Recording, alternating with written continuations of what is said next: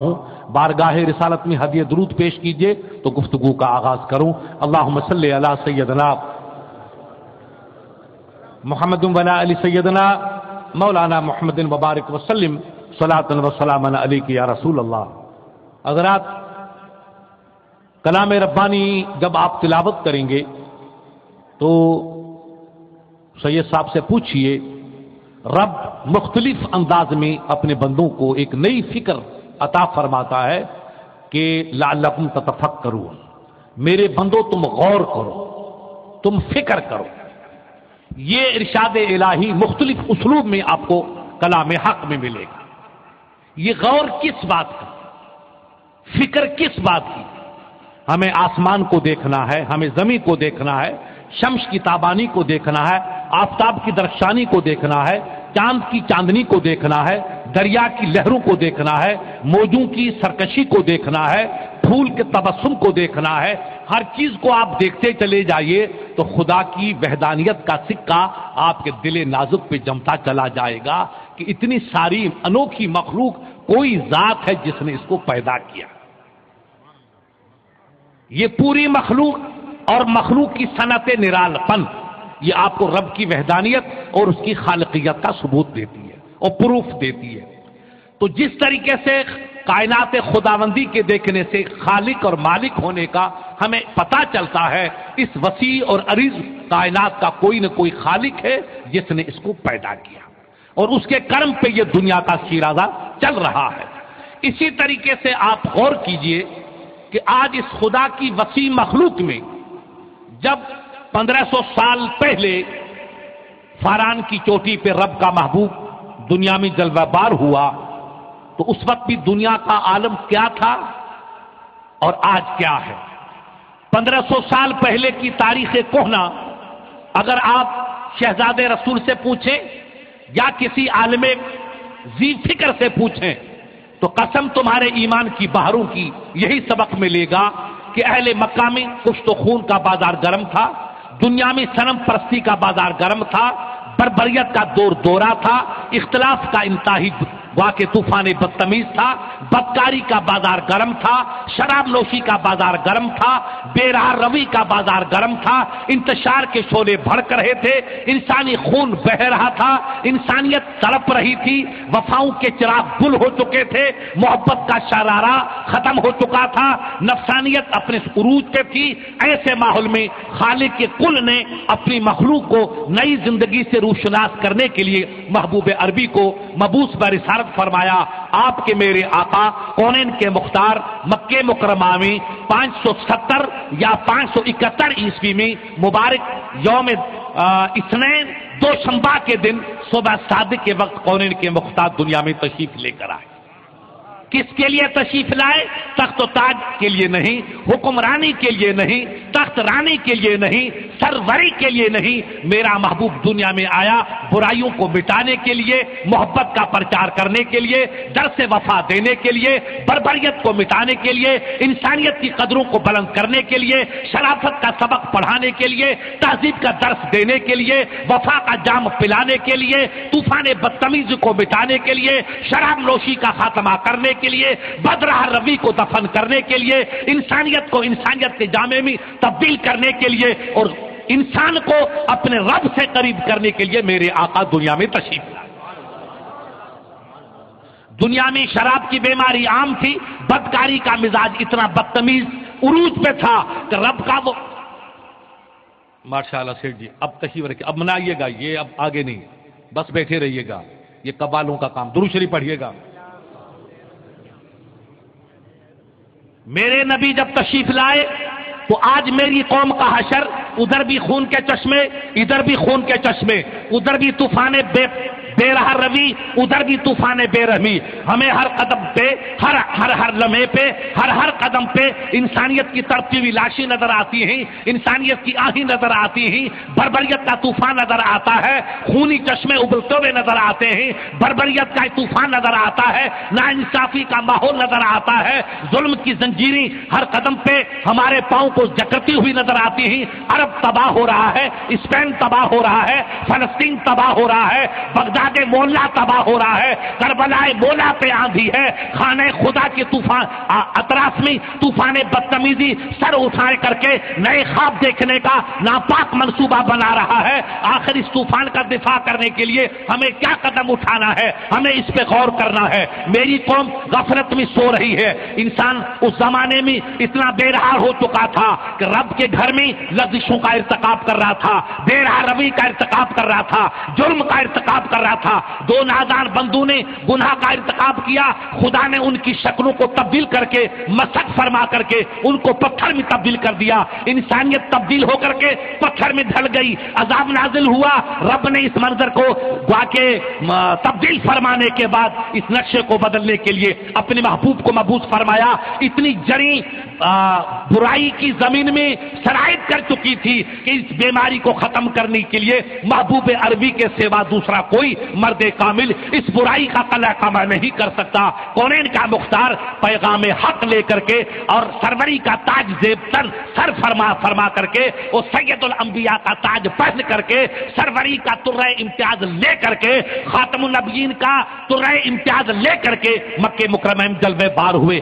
سیدہ آمنہ طیبہ طاہرہ فرماتی ہیں، احادیث پاک علماء سیر نے لکھا، محبوب داور دنیا میں جلوے بار ہوا اور خواتین کو جو تکلیف ہوتی ہے اس کا کوئی احساس نہیں ہوا۔ پیدا ہوتے ہی ریشمی کپڑے میں آپ کی پھپھی ذات، آپ کی پھپھی سیدہ صفیہ نے سمیٹا اور گوا کے محفوظ کیا، سرکار کو سلا دیا۔ چند لمحوں کے بعد دیکھا میرے آقا کا سر اقدس رب کی دربار میں خمیدہ ہے، سر زمین پہ جھکا ہوا ہے، لبے نازک جنبش میں ہی آسمان کو آواز دو، اس سجدے کی مثال مجھے کہیں بتا دو، اس کا فلسفہ مجھے بتا دو۔ جس نبی نے پیدا ہوتے ہی امت کو یاد رکھا تھا وہ امت غدار ہو رہی ہے۔ جس نبی نے پیدا ہو کر کے سجدے محبت کیا تھا وہ غلام مصطفیٰ آج سجدوں کو بھول رہے ہیں۔ آج مجھے بتائیے کہ میرے مصطفیٰ نے کون سا وہ سجدہ کیا تھا؟ سرکار کو وہاں اپنی امی کی فکر ہونی چاہیے تھی، اپنے خاندان کی فکر ہونی چاہیے تھی، اپنے اسرا کی فکر ہونی چاہیے تھی، مکے کی حرمت کی فکر ہونی چاہیے تھی، مگر محبوب داور نے پیدا ہوتے ہی رب لا یزل کی دربار میں سجدہ عبودیت کو ادا کر کے آنے والی امت کو مزاج دے دیا کہ میرا آنا عبادت کا ذہن دینا ہے اور میرا جانا وفا کا پیغام دینا ہے۔ خدا کے قریب جانا ہے تو سجدے سے رب کا قرب ملے گا۔ آپ فخرو پیدا کرو، ڈاکٹر ذاکر پیدا کرو، دلیپ کمار پیدا کرو، بدھو رام پیدا کرو، حاجی مستان پیدا کرو، گدھا رام پیدا کرو، قسمت کا ستارہ نہیں بدل سکتا۔ ہزار صدام پیدا ہوتے رہے، یہ مثالی بات ہے، مگر گناہ کوئی کرتا ہے سزا کوئی پاتا ہے، جرم کوئی کرتا ہے سزا کوئی پاتا ہے۔ ان بخش ربک لشدید، یاد رکھو خدا کی پکڑ بڑی سخت ہے۔ جب طوفان آتا ہے تو صرف کانجلا تباہ نہیں ہوتا ہے، گاندھی دام تباہ نہیں ہوتا ہے، ہندوستان کا روبہ مسکو تباہ ہو جاتا ہے، اچھے بھی جاتے ہیں برے بھی جاتے ہیں، گناہ کوئی کرتا ہے سزا کوئی پاتا ہے۔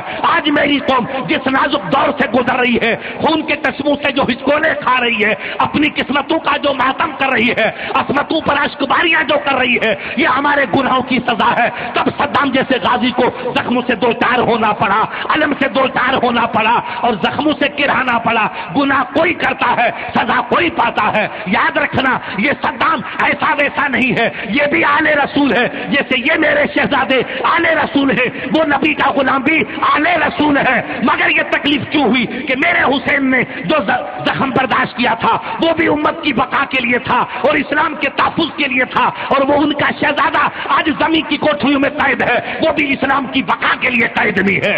یہ گناہ کوئی کرتا ہے سزا کوئی پاتا ہے۔ ایک میرا دوست مفتی لاہور کا عرب کنٹریز کی دیر کرتا ہوا، سیاحی کرتا ہوا بغداد پہنچا، مدینہ منورہ سے میری ملاقات ہوئی، مکتبہ مدینہ میں ان کی آنکھوں میں اشک کے میں نے ہلکے چمکتے ہوئے موتی دیکھے۔ مجھے کہا مفتی صاحب کیا بتاؤں؟ میں نے کہا حضرت عرب کا کیا عالم ہے، لبنان کا کیا عالم ہے، اردن کا کیا عالم ہے، جارڈن کا کیا عالم ہے، بغداد مولا کا کیا عالم ہے، عراق کا کیا عالم ہے، لیبیا کا کیا عالم ہے۔ کہا سرکار کیا بتاؤں؟ دل کے پھپھولے جل اٹھے، سینے کے داغ سے اس گھر کو آگ لگ گئی، گھر کے چراغ سے۔ جس رسول موسم نے زمانے کو پیغام دیا تھا، جس رب نے اپنے دیوانوں کو پیغام دیا تھا، قل حبیب زبان تمہاری ہے، فیصلہ تمہارے رب کا ہے، ان کنتم تحبون اللہ فاتبعونی یحببکم اللہ۔ حبیب تم کہہ دو فیصلہ تیرے رب کا ہے۔ اے میرے چاہنے والوں، اے میری پیاری مخلوق، اگر رب سے محبت چاہتے ہو تو نارو سے محبت نہ ملے گی، حلوہ کھانے سے محبت نہ ملے گی، تاش کھیلنے سے محبت نہ ملے گی، رقص عریا کرنے سے محبت نہ ملے گی۔ خدا کی دوستی چاہتے ہو تم نبی کے دیوانے بن جاؤ، خدا تمہارا ہو جائے گا، خدا تمہیں اپنا بنا لے گا۔ تم نبی کی اتباع کرو، خدا تمہیں دوستی کا شرف عطا فرمائے گا۔ تم نقش وفا پہ چلو، رب تمہیں پیار فرمائے گا۔ تم نبی کی ادا کو اپناؤ، رب تم سے پیار فرمائے گا۔ مفتی غلام سرور نے کہا حضرت میں نے عرب کو دیکھا کہ 90 نہیں 99% تو داڑھی منڈے ہیں اور 1% مسلمان داڑھی والا ہے۔ کبھی عذاب آئے گا، یہ بغداد ڈوبے گا، یہ عرب کٹے گا، تباہ ہوگا اور خدا کوئی نیا غازی پیدا کرے گا میرے حسین کے صدقے میں، جو اسلام کی کشتی کو ساحل وفا تک پہنچ جائے گا۔ ابھی 3 سال نہیں گزرے طوفان آ گیا۔ یہ صدام کے خلاف طوفان نہیں ہے، یہ کربلا مولا کے خلاف نہیں ہے، یہ نجف محتر کے خلاف نہیں ہے، یہ عجم بغداد کے خلاف نہیں ہے، یہ ہمارے گناہوں کے خلاف سیلاب ہے۔ جو نبی کی سنتوں کو